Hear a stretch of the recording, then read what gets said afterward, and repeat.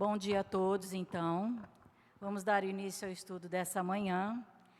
Lembrando que nos reunimos aqui todos os sábados, das 9 às 10 da manhã, para estudar a Revista Espírita. E hoje, por uma situação técnica, iremos fazer essa transmissão um pouco depois, mas o programa está sendo gravado, então você que nos acompanha poderá continuar os estudos conosco, sem nenhum problema. Temos algum recado, algum aviso? Não? Tudo certo, né? Então, vamos fazer a nossa prece e iniciarmos os estudos dessa manhã. Vamos agradecer a Deus, nosso Pai, as bênçãos desse dia, pedindo aos espíritos amigos, à equipe espiritual que está aqui conosco, que nos envolva, nos mantenham sob sua proteção, sob o seu amparo, que nós tenhamos ótimas reflexões e que possamos, através dos aprofundamentos, adquirirmos um conhecimento maior e divulgarmos esse conhecimento, que é libertador, que é a finalidade da doutrina espírita, a nossa evolução moral e espiritual. Queremos agradecer a Batuíra, o patrono da casa, que por certo está sempre conosco. Queremos agradecer a todos esses irmãos que vêm estudar conosco toda semana, os encarnados e os desencarnados, envolver aqueles que por situações pessoais não puderam estar conosco, e pedindo a proteção de Jesus e a bênção do Criador, vamos dar início aos estudos dessa manhã. Se conosco, que assim seja. Bom, semana passada a Beth praticamente já encerrou o estudo, né, de Júpiter. A gente viu muita coisa, mas a gente ainda vai ver alguma coisa em abril. Lembrando que em abril tem mais um texto sobre Júpiter, em maio tem outro texto, em agosto tem outro texto. São textos maiores, de alguma forma, então vamos deixar para fazer reflexões sobre ele no mês, quando a gente estiver na sequência do estudo.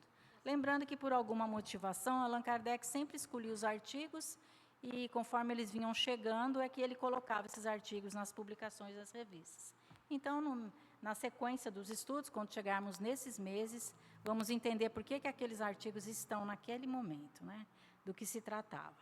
Apenas dando encerramento, então, nos estudos que fizemos até agora, nós estamos ali no livro, quem está seguindo pelo livro da FEB, nós estamos na página 119, e quem está seguindo pela Edicel, qual que é a página, Roseli? 93?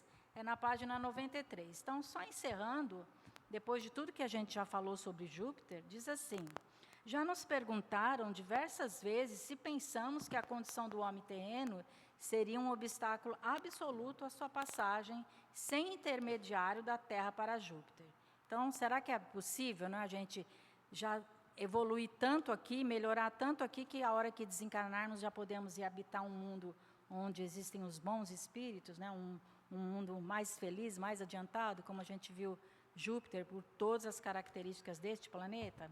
Ele diz assim, que a todas as perguntas que dizem respeito à doutrina espírita, jamais respondemos conforme nossas próprias ideias, contra as quais estamos sempre em guarda. Então, a opinião aqui não é a opinião de Allan Kardec, é uma opinião que os próprios espíritos passavam a ele, porque ele não jamais interferiria, como nós, né? Como que a gente vai falar, apesar de tudo que já estudamos, com certeza de que podemos ou não fazer essa evolução, né, de um planeta de provas e expiações diretamente já para um planeta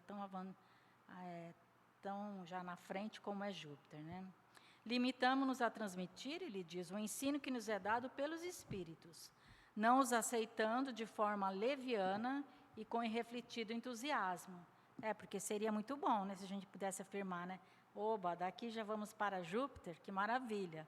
A gente não estaria nem preocupado com a progressão do mundo, nem com a regeneração do próprio planeta Terra, porque a gente já estaria em condição de ir até para uma morada mais feliz, né?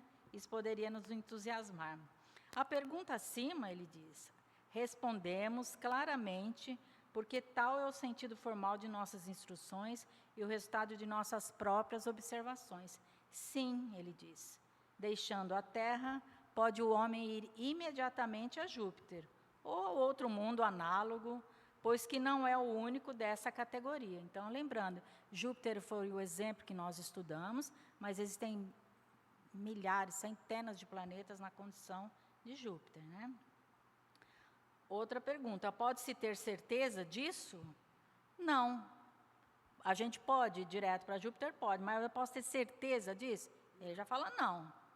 Contudo, poderá ele ir, visto haver na Terra, embora em pequeno número, espíritos muito bons e suficientemente desmaterializados para não se sentirem deslocados num mundo onde o mal não tem acesso. Eu achei essa frase tão profunda, né? Um local onde o mal não tem acesso. Imagina a gente poder viver numa morada blindada, né, Beth? Numa morada onde o mal não tem acesso. Então, é algo assim fantástico, né? Por isso que lá em cima ele falou que a gente não pode ficar pensando muito, senão a gente se entusiasma. A gente já quer viajar para Júpiter, né? E ele diz assim, vamos ver onde eu parei aqui. Não há certeza, porque o homem pode iludir-se sobre o seu mérito pessoal, ou tem que cumprir, alhures, outra missão. Seguramente, os que podem esperar esse favor não são os egoístas, nem os ambiciosos, nem os avarentos, nem os ingratos, nem os ciumentos, nem os orgulhosos, nem os vaidosos, nem os hipócritas, nem os sensuais ou qualquer daqueles que se deixaram dominar pelo apego aos bens terrestres. Então, a gente viu essas características e já nos colocou lá para baixo. Porque a gente vai se encaixar em algumas delas, em várias, ou uma ou outra. Esse é o perigo. Porque a gente é que vai se analisar. Ah, pode-se, direto pode, mas será que eu já venci todas essas minhas imperfeições? Será que eu já venci meu orgulho, meus ciúmes, a minha avareza, a minha ambição e por aí vai, né? Então, seria um trabalho fantástico se a gente realmente conseguisse. Fala, Maria Rita. Por isso que eu estava pensando aqui, é o passo a passo em tudo que a gente vive e faz, não é? Sim. Não dá para você dar o espaço de 2 passos em um, né? Você até pode, mas perde-se algum detalhe. Então, esse treinamento, essas observações, esses ensinamentos, precisamos viver passo a passo. Sim, nós precisamos praticar, né? A teoria é importante, mas precisamos sair só da teoria, que só ela não vai mudar a nossa condição, né? Aí ele diz, a esses serão necessários, talvez, longas e rudes provas. Isso depende da sua vontade. Então, assim, encerrando aí sobre Júpiter, né? Allan Kardec nos fala que é possível, mas que não é certeza que todos possam fazê-lo, e que vai depender realmente da vontade de cada um de nós, para vencer todas as nossas mazelas, nossas imperfeições, e poder dar esse salto, né, sair da terceira classe, dos imperfeitos, para a segunda classe, dos bons espíritos. Lembrando que os habitantes de Júpiter pertencem à segunda classe. Então, assim, é possível, mas é uma tarefa árdua, né? Difícil.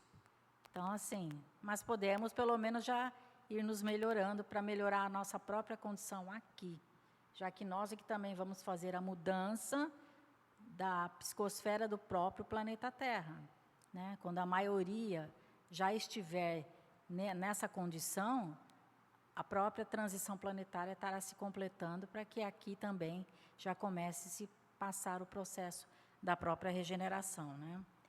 Então, assim, depois, se houver alguma dúvida, novas perguntas, a gente pode voltar nesse tema, mas lembrando que a gente vai repeti-lo nesse próprio ano de 1858 em outros meses, né? Dando sequência, então, nos estudos, vamos agora entrar na nova matéria, né, na publicação da Revista Espírita, que ainda continua no mês de março. Allan Kardec escolheu um texto que se chama Confissões de Luís XI. Esse texto é a história de sua vida, ditada por ele mesmo através da senhorita Hermance Dufour. Lembra que a gente já estudou sobre ela, né? Ela era uma garota, depois, obviamente, ela psicografou vários livros depois de desencarnada, mas aqui na parte da Revista Espírita, ela era encarnada, era médium, tinha 14 anos, era adolescente. E o que é de curioso nessa reportagem, a gente perguntaria, nossa, por que ele está falando sobre esse rei, né? Luís XI. Só esclarecendo duas coisas. Primeiro, Luís XI não é São Luís.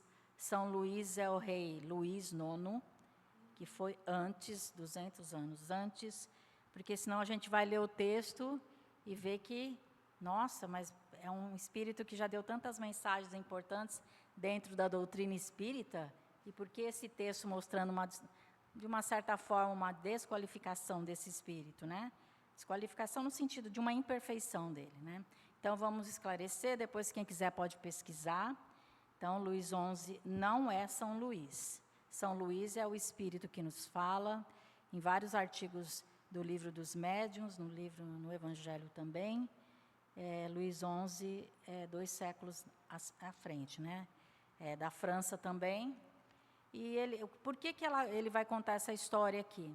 Porque ele quer mostrar que, apesar de Hermance Dufour ser uma menina só de 14 anos, como que ela teria reproduzido um texto tão perfeito sobre um fato histórico de um espírito que ditou isso para ela, né, que é o espírito de Luís XI, tão rápido, foi em 15 dias que ele fez essa transmissão, e fatos da história que eram muito poucos conhecidos, porque falam dos bastidores desse reinado, né, das coisas que aconteceram ali, assassinatos. Então, ficaria interessante como que Hermance teria conseguido, através da sua condição humana, de chegar, mesmo estudando história, chegar a conhecimento de fatos tão importantes. Então, é por isso que ele cita, é para mostrar a autenticidade das comunicações. Ele recebeu 4 comunicações de Hermance, a gente já estudou uma lá atrás, acho que está no mês de fevereiro, e agora a gente vai ver essa outra comunicação dela, mostrando a autenticidade exatamente pelo detalhamento dos fatos históricos, que realmente seria difícil, mesmo com uma invenção muito grande, da pessoa criar, né, esses fatos. E ele começa dizendo assim, esse artigo, né? Falando da história de Joana d'Arc, ditada por ela mesma, lembra, a gente viu o artigo de Joana d'Arc, que era Hermance também, que psicografou, né? Que recebeu, obviamente. E da qual nos propomos criar diversas passagens, dissemos que a senhorita Dufour havia escrito da mesma maneira a história de Luís XV. Luís XI, olha, não sei de onde eu tirei Luís XV, depois eu vou até ver. Esse é o 11º, né, da França.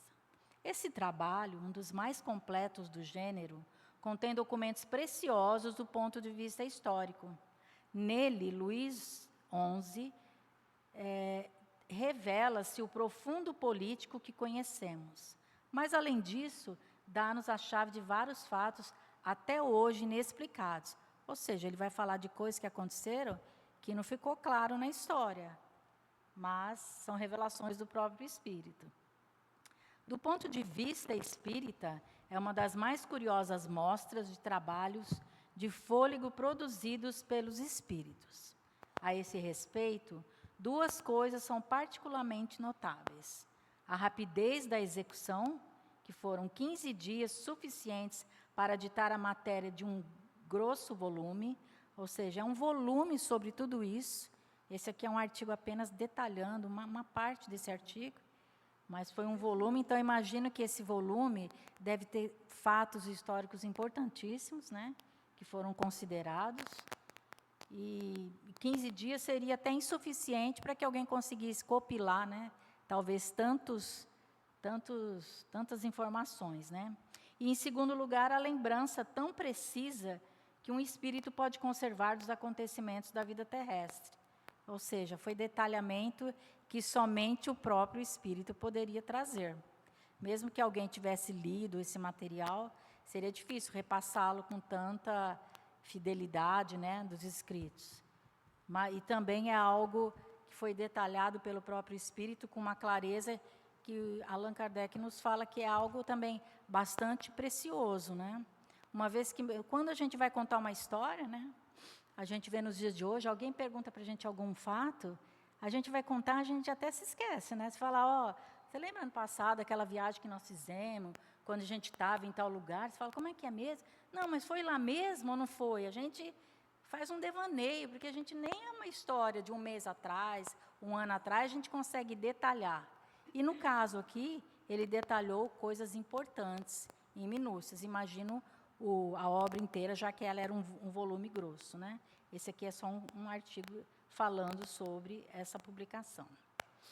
Depois ele diz assim: aos que duvidarem da origem desse trabalho e o creditarem à memória da senhorita Dufour, responderemos que seria preciso, com efeito, da parte de uma menina de 14 anos, uma memória bem fenomenal e um talento de precocidade não mesmo extraordinário, para escrever de uma assentada uma obra dessa natureza.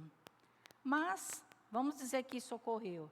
Supondo que assim o fosse, perguntamos onde essa criança teria aurido as explicações inéditas da nebulosa política de Luís XI, e se não teria sido mais conveniente a seus pais atribuir-lhe o mérito.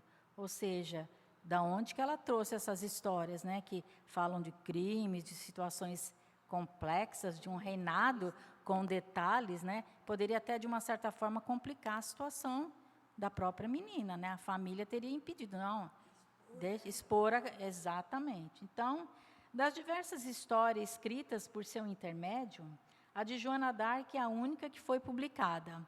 Foi a história toda, né? Fazemos votos porque as outras o sejam logo e lhe predizemos um sucesso tanto maior quanto mais difundidas se acham hoje as ideias espíritas. Extraímos de Luís XI a passagem relativa à morte do conde, acho que fala Charolois, fala aí, Beth, Charolais. Então, vamos lá, o francês, segundo Idúlia, Charolais.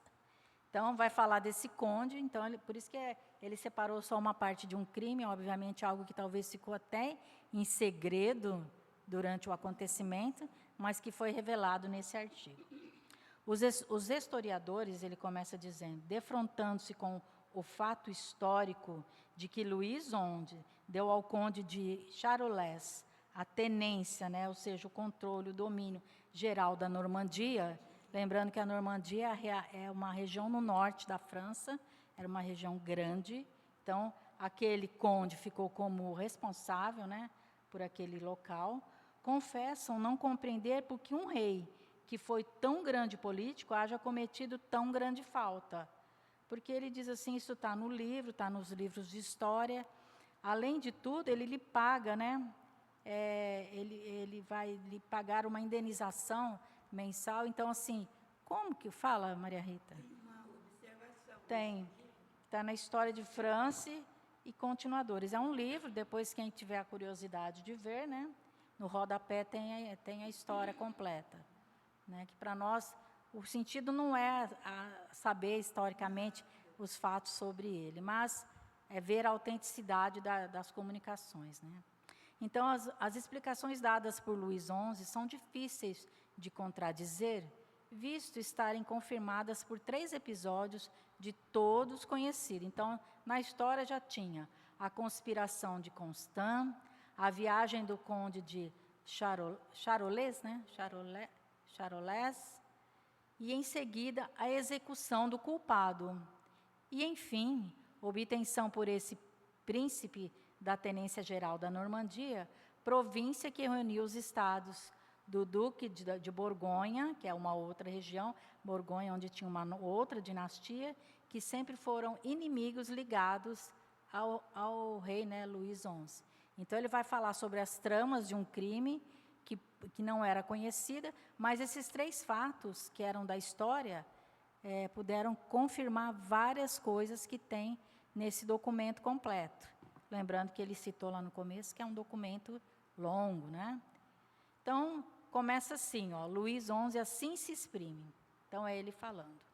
O conde de Charolais foi gratificado com a tenência geral da Normandia e com uma pensão de 36 mil libras. É um valor altíssimo, né? Imagino na época, era uma pensão que ele recebia. Era uma grande imprudência aumentar dessa forma o poder da Casa de Borgonha. Ou seja, por que alguém recebeu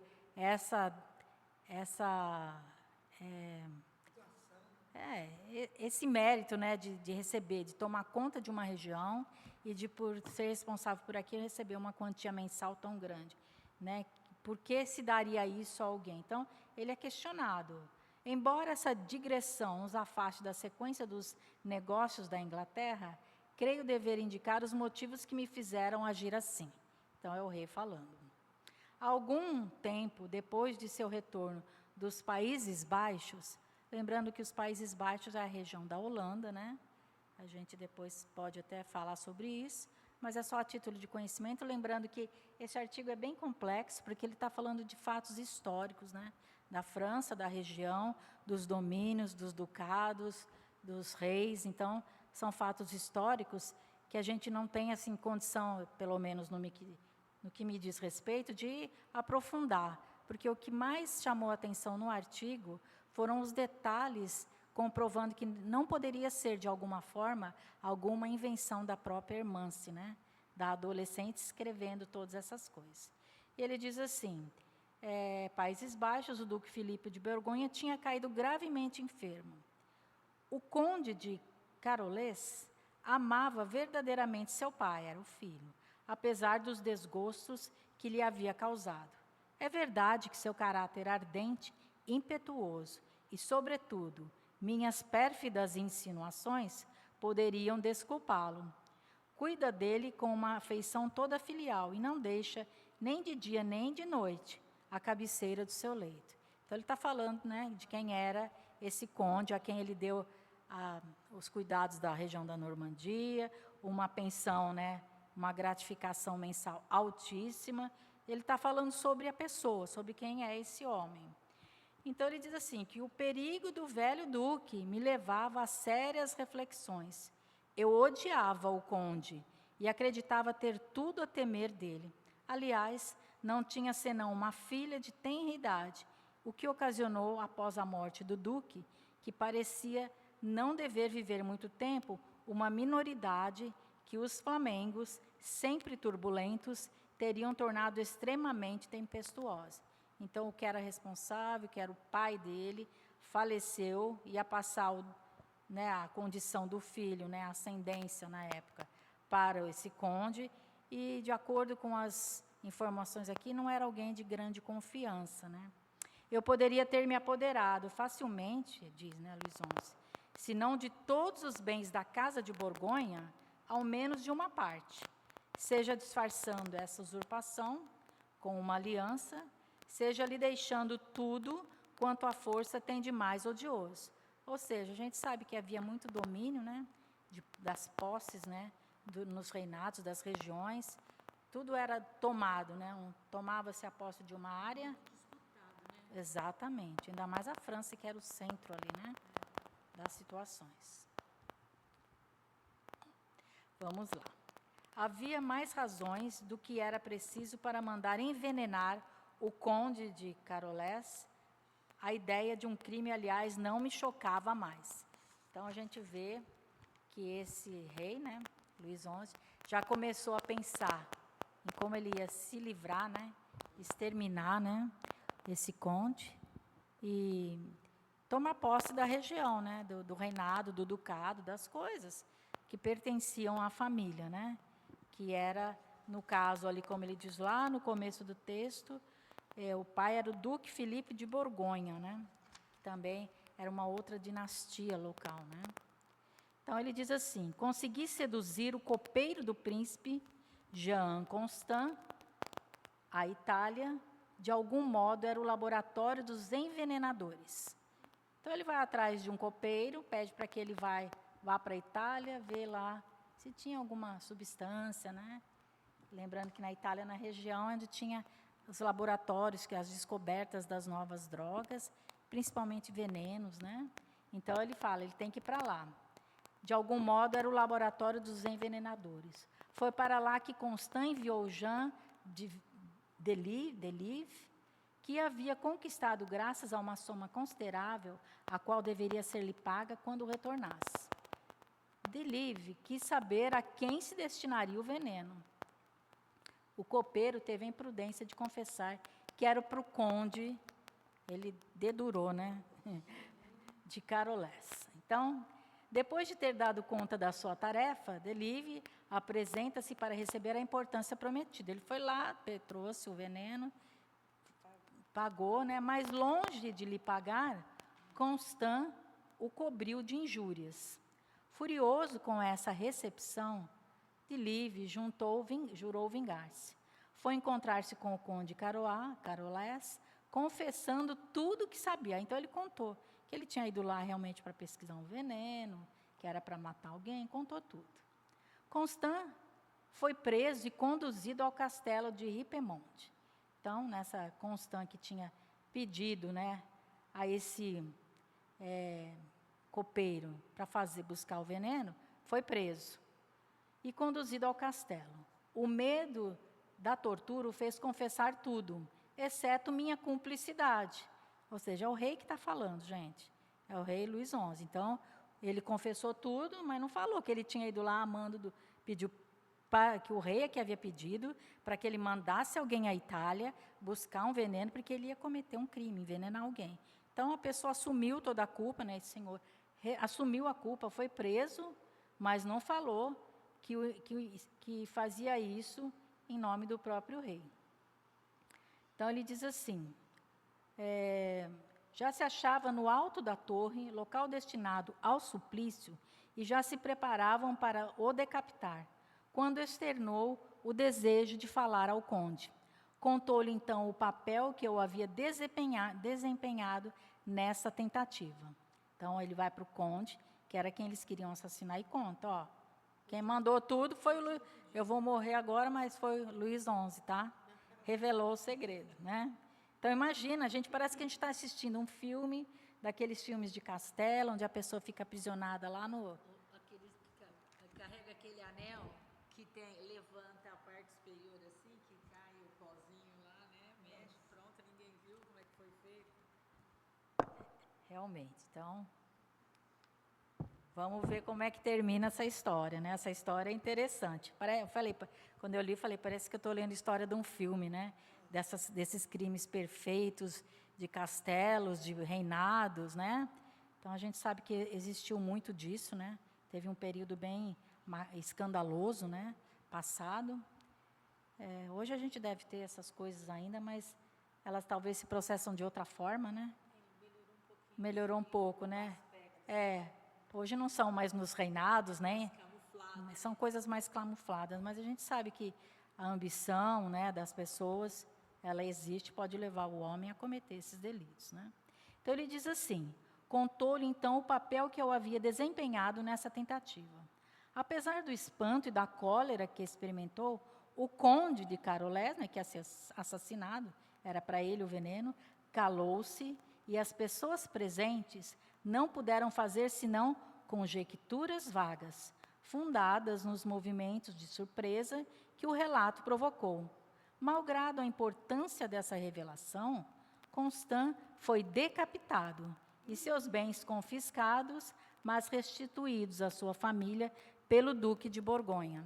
Então, mesmo ele que tinha a missão, contou a verdade, mas isso não lhe trouxe, mesmo porque, na verdade, ele incriminava o rei, né? Então, era óbvio que ele seria...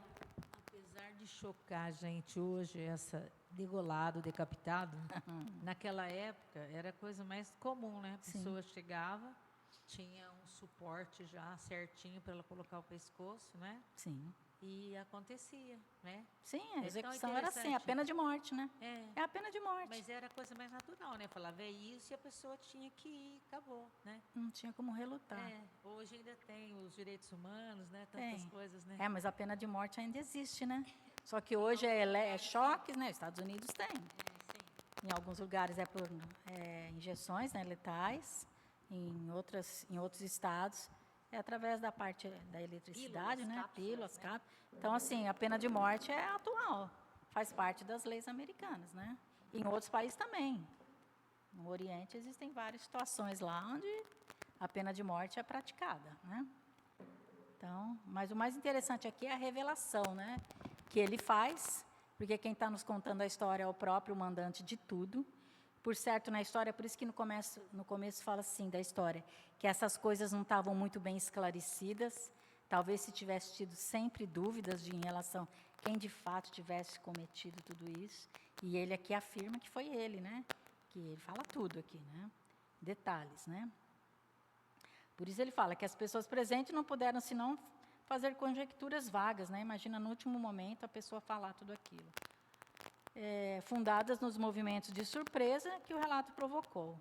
Malgrado a importância dessa revelação, foi decapitado, seus bens confiscados, mas depois foram restituídos à família, quer dizer, não puniu a família, né?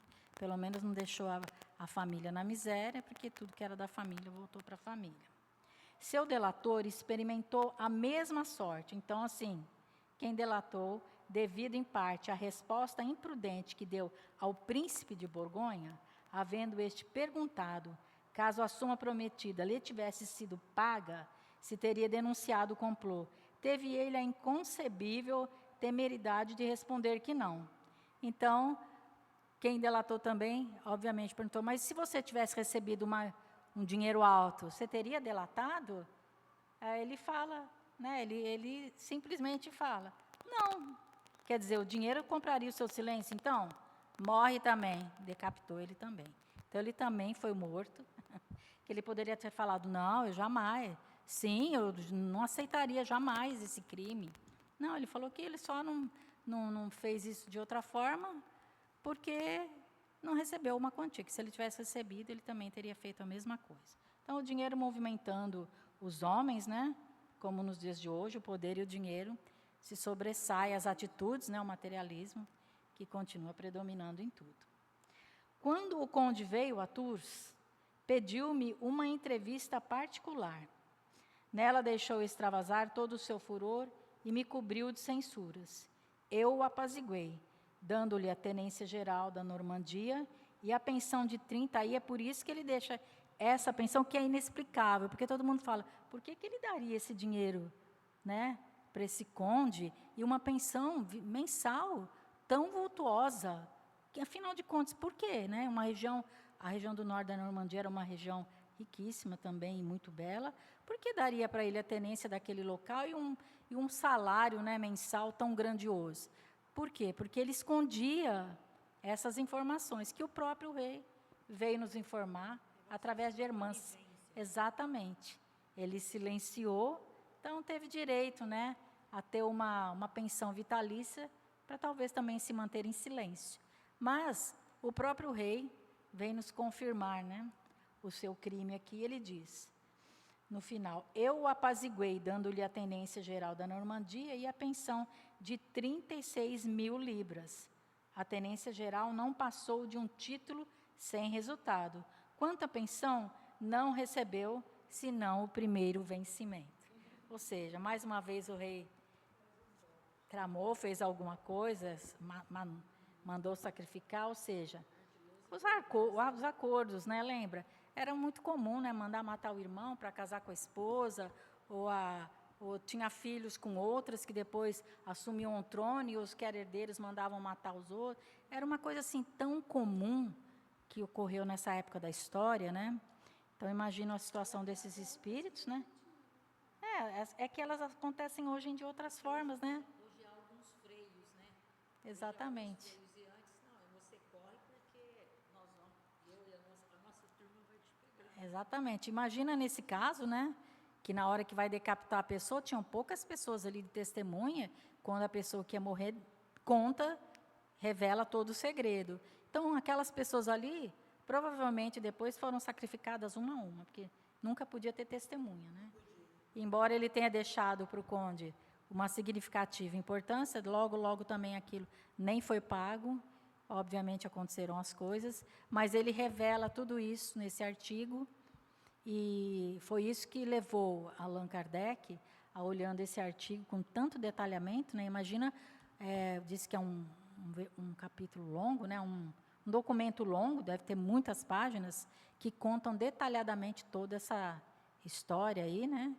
E que a irmã jamais teria condição, além do tempo curto de 15 dias de escrever tudo isso, jamais teria condições de saber, de conhecimento, desses fatos tão reais que aconteceram na época, né?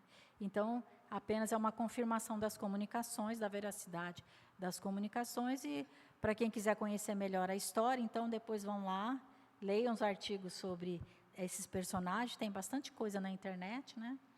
Na época não tinha, né, essa facilidade, hoje é mais fácil, porque hoje a gente pesquisa na internet e a gente descobre essas histórias.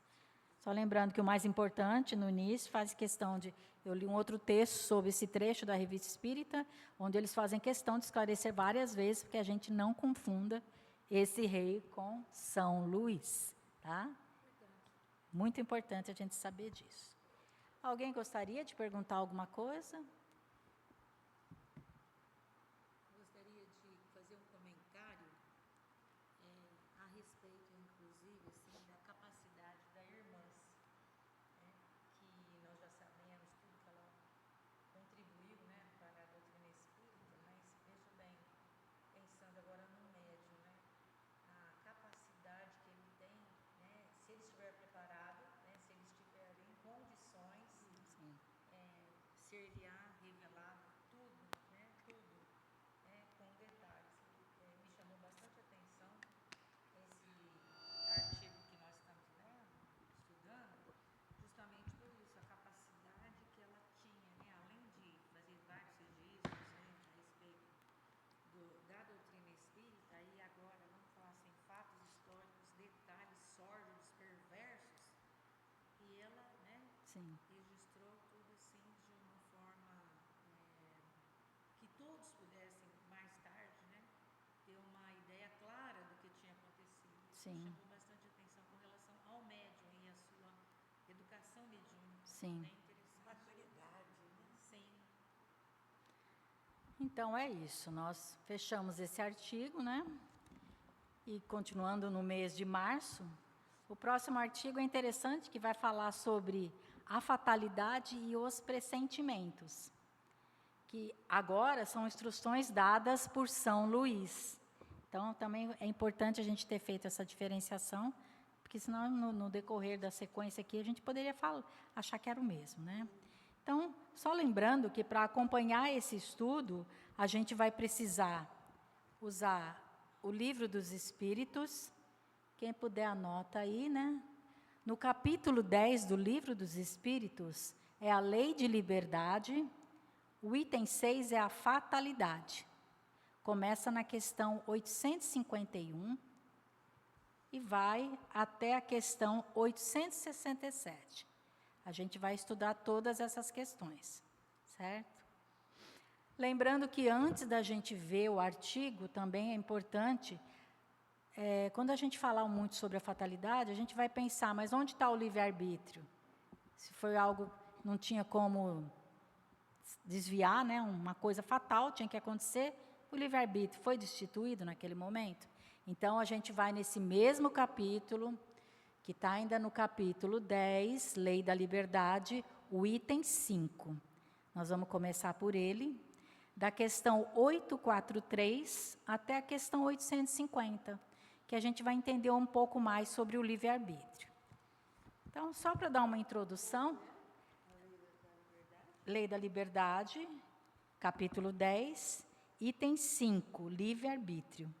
O livre-arbítrio vai falar nas questões 843 até a questão 850. Tá? Então, só dando a introdução aqui, vamos ver como que começou esse artigo. Ele diz assim: um dos nossos correspondentes escreveu-nos o seguinte. Então, ele recebe, Allan Kardec recebe essa carta. No mês de setembro último, uma embarcação ligeira, fazendo a travessia de Dunkerque a Ostende, foi surpreendida uma noite pelo mau tempo. O barco virou, e das 8 pessoas que lá estavam, 4 pereceram. As outras 4, no número das quais me encontrava, né, quem escreveu é que está falando, ele sobreviveu, conseguiram manter-se sobre a quilha, não naufragaram. Ficamos a noite inteira nessa horrível posição, sem outra perspectiva senão esperar a morte, que nos parecia inevitável e da qual já experimentávamos todas as angústias. Ao romper do dia, tendo o vento nos empurrado para a costa, pudemos ganhar a terra a nado. Então, ele está contando de um naufrágio que ele mesmo sofreu. Eles acreditavam, né? Oi? Nadar. Eu já teria afogado porque eu não sabia nadar. Não, eu tinha grudado num deles. É isso mesmo. Então, veja bem, né? Além de tudo isso, metade sobreviveu, metade afogou-se. E ele pergunta, por que neste perigo igual para todos, só 4 pessoas sucumbiram? Então, começa daí o questionamento, né? Por que fatalidade? Então, tinha 8. Porque nós estávamos todos na mesma situação. Por que 4 morreram e 4 não? Notai que, a meu respeito, é a 6ª ou 7ª vez que escapo de um perigo tão iminente. E mais ou menos nas mesmas circunstâncias. Então ele já tinha passado por experiências de quase, né, de desencarnar, mas ele ficou de grande risco e nada acontecia. Sou levado realmente a crer que mão invisível me protege, ou seja, alguém está me socorrendo, não é possível, todo mundo morre e eu continuo aqui. Aí ele fala assim, que fiz para merecer isso? Não sei bem. Sou alguém sem importância, sem utilidade neste mundo, e não me vanglorio de valer mais que os outros. Longe disso. Entre as vítimas do acidente, havia um digno eclesiástico, modelo de virtudes evangélicas, e uma venerável irmã de São Vicente de Paulo, que iam cumprir uma santa missão de caridade cristã. A fatalidade parece desempenhar um grande papel em meu destino. Os espíritos não estariam ali por alguma coisa? Ele pergunta. Seria possível obter deles uma explicação a esse respeito? Perguntando-lhes, por exemplo, se são eles que provocam ou afastam os perigos que nos ameaçam? Então, para a gente compreender melhor essa história, né, que o próprio náufrago aqui nos relatou, né, a gente vai precisar estudar um pouquinho, né, sobre a fatalidade, sobre o livre-arbítrio, porque ele se questiona. Será que eu tinha mais mérito que eles? Afinal de contas, puxa, tinha um padre ali, uma irmã de caridade, que iam para uma missão cristã. Às vezes a gente se defronta com isso, né? Já vi várias vezes situações nos dias de hoje, né, de viagens de ônibus, alguma coisa assim, de pessoas que vão para uma romaria, para uma festa religiosa, e aí acontece um acidente, todos desencarnam, ou uma parte sim, a outra não, e a gente fala, nossa, mas as pessoas estavam indo rezar, estavam indo cumprir uma missão religiosa, como que isso aconteceu, né? Muitos de nós podemos indagar sobre isso, questionar, né? Mas a grande maioria das pessoas questionam por um desconhecimento, primeiro, da imortalidade, né, do espírito, por ter crenças que falam sobre outras formas, né, que não retratam a morte como nós, na doutrina espírita, vemos, né, o desencarne, pelo desconhecimento da sequência da própria existência. Então, fica se tornando algo fatal e, às vezes, parecendo até algo injusto, né, do ponto de vista na hora, né, dos fatos. Porque, afinal, nossa, tanta gente aí pratica o mal, né, a gente fala, e não morre. A gente fala, a gente tem esse pensamento. E essas pessoas que, de repente, foram lá para rezar, para orar, sofrem um acidente de percurso, morrem. Por quê? Será que Deus não viu? O que aconteceu? Que as pessoas passaram por esse momento de turbulência, né? Onde é que estava Deus nesse momento? Então, existiu o sofrimento da perda, né? Por não entender como é que isso funciona, não ver explicação para o fato, e mesmo que, de repente, saia no noticiário que estava tudo de acordo, não havia nenhum perigo, nem na estrada, nem no veículo, estava tudo certinho, o motorista estava tudo bem, por que essa fatalidade ocorreu? Cai-se numa interrogação, né? Por causa do desconhecimento. Então, a gente vai tentar, através do entendimento que a própria doutrina nos traz, compreender um pouco melhor sobre o livre-arbítrio, onde está o livre-arbítrio diante das fatalidades da vida, e depois a gente vai entrar no próprio texto da fatalidade, que é um texto bem esclarecedor. Então, para quem tiver com o livro aí em casa, estudando, ou nós aqui do grupo, que eu sei que semana que vem vão vir todas já tendo estudado todas essas questões, para que a gente possa refletir e conversar sobre isso. Mas só dando uma introdução, né? Começa assim, na questão 843 do Livro dos Espíritos, a primeira pergunta que Allan Kardec faz é: o homem tem livre-arbítrio nos seus atos? Resposta: pois que tem a liberdade de pensar, tem a de agir. Sem o livre-arbítrio, o homem seria uma máquina. Então, a primeira resposta já é clara, sem dúvida. Tem o livre-arbítrio. O homem, a segunda pergunta, o homem goza do livre-arbítrio desde o nascimento? Resposta: ele tem a liberdade de agir desde que tenha a vontade de o fazer. Então, já é uma coisa interessante que nós temos o livre-arbítrio, sempre. Temos a vontade? Então, a vontade é determinante. Aliás, a vontade é o que determina tudo na nossa vida, né? Eu tenho a liberdade de escolha de hoje estar aqui, ou poderia estar na minha casa, ou estar viajando, ou estar, sei lá, numa festa. Estou aqui. O que é que me trouxe aqui? O que me levou para a festa? O que me levou para a viagem? É a vontade que me fez escolher, né? A minha vontade tem que ser dinamizada para que eu decida. Fala, Rose. Penso assim, não seria... Não, no fato aí, não seria parte de responsabilidade? Assim, tem o livre-arbítrio, mas você é responsável pelo seu livre-arbítrio. Eu sou responsável pelas minhas escolhas. É. Não, o livre-arbítrio eu tenho, é um atributo do espírito. Isso. Eu sou responsável pelas escolhas. Então, mas aí não seria, não sei se eu vou falar a palavra certa. A fé nisso? A crença disso? Da certeza de que eu tenho livre-arbítrio? A certeza? É, porque a fé, eu diria que é a posso nossa fazer certeza ou das não? coisas. Sim, eu posso. Mas por que eu, naquele momento, eu não fiz uma coisa que eu poderia ter feito? Por quê? Então, os porquês podem estar em várias situações, né? Um dos porquês é porque eu fiz as minhas escolhas.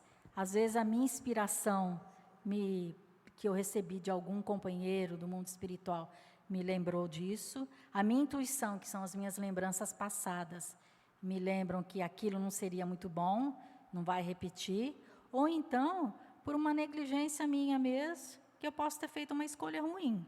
Mas o livre-arbítrio continua fazendo parte dessas escolhas, que podem me trazer benefícios ou malefícios, né? Fala, Idúlio. É importante a gente pensar no que é livre-arbítrio. Em primeiro lugar, né? Que é a capacidade que nós temos de discernir entre o bem e o mal. Sim. Quer dizer, a partir do momento que nós temos essa competência, aí entra a questão da vontade. Que eu posso tanto querer optar por fazer o que é errado, Sim. por fazer o que é certo.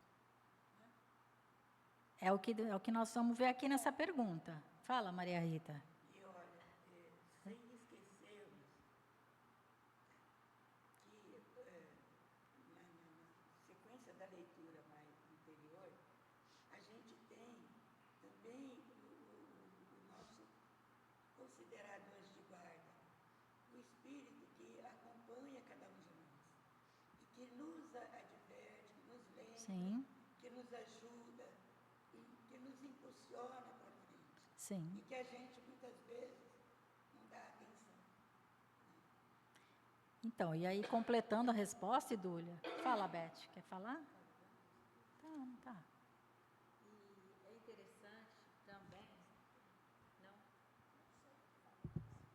E é interessante também, sim, é interessante também, uma vez que nós já estamos encaminhando para o encerramento, nós deixarmos aqui uma interrogação para todos pensarem, né? Fazer uma reflexão. Sim. Porque o livre-arbítrio, todo mundo diz que tem, mas ninguém quer, né? Você pode prestar atenção, a maioria das pessoas não quer deixar que ele realmente faça parte da vida dela, porque, olha, mas se eu não posso fazer isso, então eu não tenho livre-arbítrio. porque tem as consequências das nossas Sim. ações. E as consequências das nossas ações, que está ligada à nossa vontade, e por trás disso tem uma série de outras coisas Sim. que nós não queremos que seja verbalizado, não queremos ser proibidos, não queremos tanta coisa, mas queremos ter livre-arbítrio. E é isso que vai ficar bastante interessante, né? Acho que nós Vai. vamos ficar bastante aquecido no Esse- nosso estudo. Por isso que, para entender a fatalidade, a gente precisa conhecer bem o que é o livre-arbítrio. Porque senão a gente vai achar que a injustiça é uma coisa que faz parte da fatalidade. Então, só terminando então a resposta, vai completar o que a Idúlia falou, né? O homem goza do livre-arbítrio desde o nascimento, é a pergunta. Ele diz assim: ele tem a liberdade de agir, desde que tenha a vontade de o fazer. Nas primeiras fases da infância, diz aqui, da vida, né, a liberdade é quase nula. Ela se desenvolve e muda de objeto com as faculdades. Estando os pensamentos da criança em relação com as necessidades da sua idade, ela aplica o seu livre-arbítrio às coisas que lhe são necessárias. Ou seja, já tem, né? É quase nula, imagina, uma criancinha de 1 ano, quem que vai atuar sobre ela? São os pais, os educadores, os avós, quem cuida da criança. Ela não tem muita liberdade de escolher que hora que ela vai acordar, que hora que ela vai comer. Ela precisa, fazem parte até da própria condição da infância, dela ter que ter alguém que ajude-a a se desenvolver, para que quando chegar nesse momento que ele diz aqui, de acordo com as necessidades da sua idade, ela vai aplicar o seu livre-arbítrio às coisas que lhe são necessárias. Porque aí a criança vai mostrar os seus instintos, e através dos instintos, que são as escolhas que ela faz, ela vai sinalizar aos cuidadores, os pais, o que é que precisa ser corrigido naquela criança. Porque ela vai mostrar, através porque nós temos que lembrar que aquela criança é só criança no corpo físico, que ainda não consegue se expressar fisicamente, mas o espírito, que é imortal, vem com todas as tendências.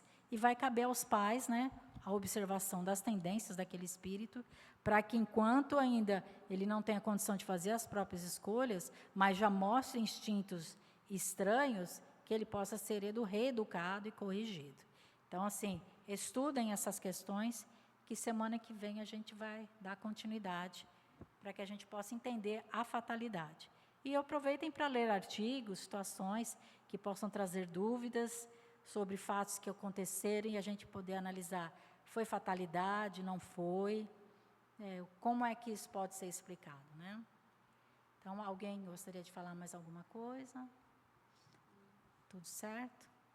Então, só lembrando a quem está nos assistindo agora, vamos encerrar o nosso estudo, mas semana que vem, voltamos aqui no presencial, então reforçamos o nosso convite. Venha estudar conosco, que é muito bom, venha fazer parte desse estudo, que ocorre todos os sábados, das 9 às 10 da manhã. Então, vamos elevando o nosso pensamento a Deus, nosso Pai, agradecendo a Ele mais uma vez as bênçãos desse dia, que só se iniciou, agradecendo a oportunidade que nos foi concedida, de, através das reflexões e dos estudos, aumentarmos a nossa capacidade, o nosso conhecimento, desenvolver o nosso potencial de espírito imortal, para que possamos, no dia de hoje ainda, Senhor, fazermos escolhas mais acertadas, mais felizes. Queremos agradecer à equipe espiritual que está aqui conosco, que nos inspira, nos acolhe, que de fato nos orienta na condução desse trabalho. Queremos agradecer a esses irmãos que vêm estudar conosco, os desencarnados e os encarnados. Queremos agradecer aos companheiros que nos assessoram na parte da tecnologia para as transmissões, né, que fazemos todas as semanas, a boa vontade e a ajuda que eles nos oferecem. A Jesus, nosso amigo querido, a nossa gratidão imensa pelo seu amor, pela sua condução em relação ao próprio planeta, e pedindo a Deus, nosso Pai, o Criador de todas as coisas, a nossa reverência maior e a nossa gratidão pela vida que Ele nos concedeu e por nessa existência, Senhor, através das bênçãos trazidas por esse nosso querido e generoso irmão Allan Kardec, nos trouxe a libertação através do conhecimento da doutrina espírita, o nosso agradecimento por todas essas oportunidades a nós concedidas. Que nós tenhamos uma semana muito feliz, que ela seja repleta de convites e que estejamos, Senhor, sempre despertos para sermos, onde estivermos, essa luz que projeta a própria luz de Jesus aonde for necessária. Muito obrigado por tudo, Senhor, e despeça-nos na sua paz. Que assim seja, Senhor.